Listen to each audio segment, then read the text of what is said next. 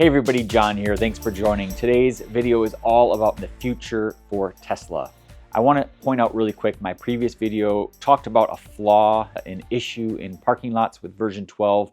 However, I did do a lot of talk about how optimistic I am with the technology, and I prefaced it with a whole bunch of material. People thought I used ChatGPT. Couldn't be further from the truth. It was scripted, yes, but it was definitely not scripted by somebody else. So I collected all the data and all the facts and put everything together myself. So I just want to get that out there really quick. Today's video is unscripted, and I'm going to just tell you that moving forward, I will be doing more scripts because, and I'll try to slow it down a little bit so it doesn't sound so robotic or automated, but it really does help put my thoughts in one area because I tend to drift a lot and shift around. And another problem I have when I speak openly is that I repeat myself a lot. And I can see a lot of people clicking off of the video at this very moment, trying to go somewhere else. But I want to say really quickly, I am a Tesla shareholder. Full disclosure, I own shares in Tesla stock. Now that doesn't mean that I'm here to pump the stock for my own financial gain. This video is not financial advice in any way, form, or fashion. I do not have any interest in pumping it. In fact, I'm basically nobody. But right now, version 12 is getting a lot of attention. I'm seeing YouTubers that have never done any videos in the past that are posting first impression videos. I'm very happy for them, by the way, but they're getting thousands and thousands of views. I mean, we're talking like 5,000, 10,000 views. And now you're getting up there with some of the people that have been posting, you know, hundreds of videos over the past 4 or 5 years and are achieving, you know, 5, 7, 10,000 views. So these people are like jumping straight up, instant fame and not fortune. Unfortunately, YouTube does not provide a fortune to people. I think some people think, oh, hey, I'm going to retire and become a full-time YouTuber. Good luck with that. YouTube does pay a little bit once you can monetize your channel, but certainly it's not a way to make a living. I highly encourage, though, if you want to become a content creator, I'll probably create a completely separate video on that topic because I'm a big fan. I really think that having a side hustle is an important thing. It's a constant hustle to create content on the regular. So see, here we are, unscripted, getting distracted. Getting back to version 12. It is so popular right now. Everybody's checking out these videos. I own shares. I don't own a lot of shares. But this video is to talk about the future of Tesla. And my opinions on that is that Tesla is going to do extremely well. Most people have absolutely no idea how well they're going to do. And the reason is because the vast majority of people view Tesla as an automotive company, when in fact, it couldn't be further from the truth. In reality, Tesla is an AI company. You see Apple in the news, for example, today, they just came out with news that they dropped their iCar, the car that they've been innovating. They're laying off the team. I think they notified them today as well. A lot of people were working on the project and now they're gone. So it's really, I think, a big shock that they got out of that. But I think what they're going to be focusing on more so is artificial intelligence and doubling down on that part of it. So in my previous video, I talked about how Elon Musk mentioned that the fact that Tesla has so much data with miles driven using full self-driving, that's a big deal. And anyone in AI knows that. It's a really, really important part of being successful with AI. You need to have a lot of data that training models can use to improve over time. And what happens with AI, and this is probably something that is very hard for people to comprehend, is once you have enough data, you're going to reach a point where it gets scary good, and it's going to happen quickly. And so, and it's been likened, I saw another video, DrKnowItAll interviewed, I can't remember his name, but he's super popular. He's out of Australia. He posts a ton of videos. I learned he's moving to Texas, by the way, which is kind of cool. And probably this year, maybe. The hockey stick analogy. So if you don't know a hockey stick analogy, I'd explain this to my mom. You know, a hockey stick is very narrow on the bottom and then really long on the top. Well, it's like a check mark, right? So it starts going a little bit and then suddenly just straight up. So Tesla, I think, is rumored to have that type of growth pattern in the future. And I'm talking about their stock. So what got me really excited listening to his interview was the fact that, a lot of people talk about how it's really hard to make a living and how it's really difficult to, be successful financially. Well, an opportunity is right in front of us here today, and a lot of people just don't even realize it. And it's one of those things later on, you hear friends that are bragging about how they invested in something and they did really, really well. And my mom was telling me the other day how she heard from her brother-in-law about Nvidia and how he's done really well with it. And he's bragging, saying, hey, I'm doing, and he's not like trying to rub it in her face, but he's proud of the fact that he got in on Nvidia. Well, good for him. Good for anybody that's in on Nvidia. The next Nvidia is Tesla. And in fact, Tesla is the next Amazon, Apple, Google, Microsoft, all of the top tech stocks, Meta. Combine them all together, that's where Tesla's headed. Now, of course, I'm just some Joe Schmo guy on YouTube, just, speculating. I really see this happening. Now, when I mentioned that to my mom, she was like, well, are you just saying that because you're biased and because you already own Tesla shares and because you're a fan? And I said, no. I said, I honestly see this happening. And again, it comes down to the data. Tesla's years ahead of their competition with regard to this. Now, there might be some companies in China. I'm not saying that Tesla is the only company that is going to crush it with AI. There's going to be a select few that are going to do really, really well. But I think especially when it comes to self-driving technology, a lot of automotive manufacturers are seeking that capability. They want to have the ability to add that to their vehicles. Now, what does it take to do that successfully? Well, Tesla's gone through a lot of ups and downs with their technology, and they started out like a lot of the automotive manufacturers are doing today, like GM's Cruise, Kia has a different model, there's Ford has their own, there's all these different versions. I unfortunately don't have firsthand experience using them. That is for a future video. I really, really want to do that as soon as I can free up some time. In fact, I'm going to take some time off my job. I have a full-time job. I'm going to take some time off to go and there's a ton of car dealers in my area. I'm going to go and test all these automated features. I'll do a video comparing that. I saw Edmunds did a video on that, quite interesting. It showed up as an ad on my Facebook page today. But I think it's fascinating seeing the differences in those technologies. But the point is that those other companies, they're taking the approach that Tesla started with. They're hard coding the rules, saying, if there's a stop sign, you need to stop. If a car is coming in your lane, you need to stop, slow down. These hard-coded rules have all these different iterations. If they're never ending. Suddenly now, if something happens that an adverse effect that wasn't planned, an edge case, suddenly now the developers have to go back, modify the code, add more to it, and it keeps going and iterating. And then a new law comes out, a new road comes into play, a new sign gets introduced. It's constantly never ending. Whereas with artificial intelligence, it learns from other drivers' behaviors and it adapts automatically.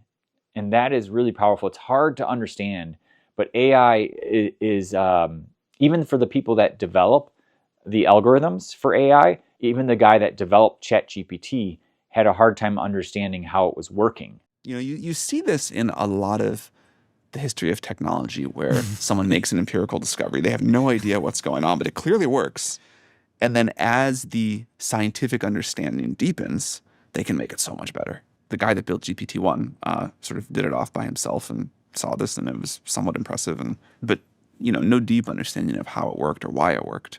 So yeah, I think we will be able to understand these networks, but our current understanding is low. It's really true. This technology is hard to comprehend. It has kind of has a mind of its own.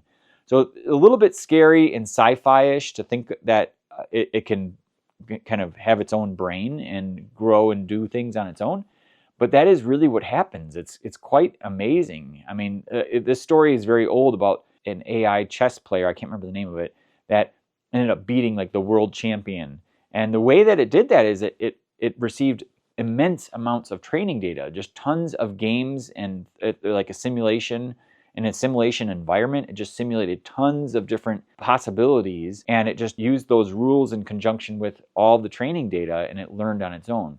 Now with driving, it's a lot harder, right? You have weather, you have different roads and rules and laws to abide by. All these different things, but if you take all that off the table and you just look at the pure photons coming in, and you react to how it's always reacting. Let's say you have a similar symbol. So it's pretty common, it's standardized across North America at least, like a railroad tracks symbol. So if you see that same railroad track symbol or a stop sign or a yield sign, you're going to have a similar experience. You know, a car is going to slow down or they're going to stop. It will learn from that over time, and then it doesn't know, hey, this is a stop sign. It will just automatically slow down because it knows that it should slow down, because in every other situation, it did just that. So what I'm getting at is that all this data, Tesla's years ahead of the competition. And not only that, the competition would have to invest so much money to get the computers to process that. It would make them go bankrupt, essentially. And then they'd have to also get 5 million vehicles on the roads to drive around and test this. They'd have to outfit them all with the camera technology. Tesla has kind of known this in the beginning, and they started innovating and developing these technologies from day one, knowing that kind of this was coming.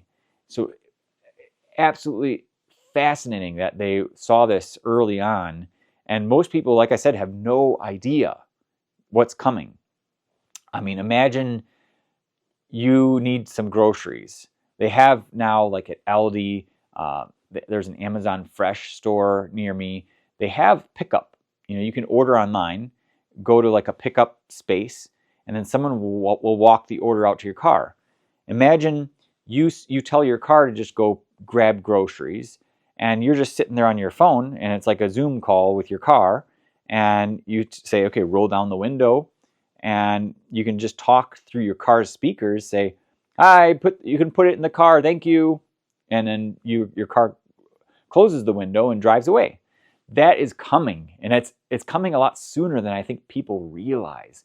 And the best part is that not only will that become extremely successful for Tesla to sell to their user base, but all of the automotive companies, because they're essentially 5, if not 10 years behind Tesla, they're going to want this technology quickly, because it's going to become so popular and it's going to make the news in such a big way that everybody's going to want it. So then what's going to happen is they're going to start leasing it. This subscription model, they call it software as a service. And in my field, which I'm in industrial automation, I work with robots and I work with PLCs and HMIs and all sorts of SCADA software and MES, MOM software, a lot of different intelligent platforms for manufacturing.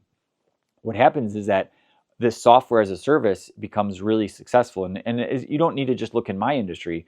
You look at like Microsoft and the whole Office suite and Adobe and all these companies that have been moving to the cloud, where you have subscription-based items. And when I think about this, I actually kind of get overwhelmed, because this model, although it's great for the companies that are releasing it, it's hard for the general American. And it's quite sad, because you need quite a bit of money to survive in this world today, especially if you have a larger family. And this topic came up as well and I'm going to link it below. DrKnowItAll had a great video on this. He talked about population control, another great topic, and fascinating for me to think about as well. It's going to be really hard in the future to sustain a family of 5, let's say, or 7 in a developed country, because the cost of living is just so much higher in developed countries. And you have a bunch of other factors as well to consider. I won't go into that. It's a whole separate video. But it's so hard to make a living for the general population, I would say. However, for the companies, it's great. I mean, it's capitalism, right?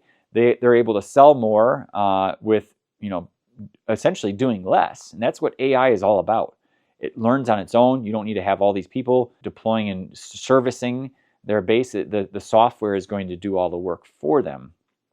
Pretty amazing.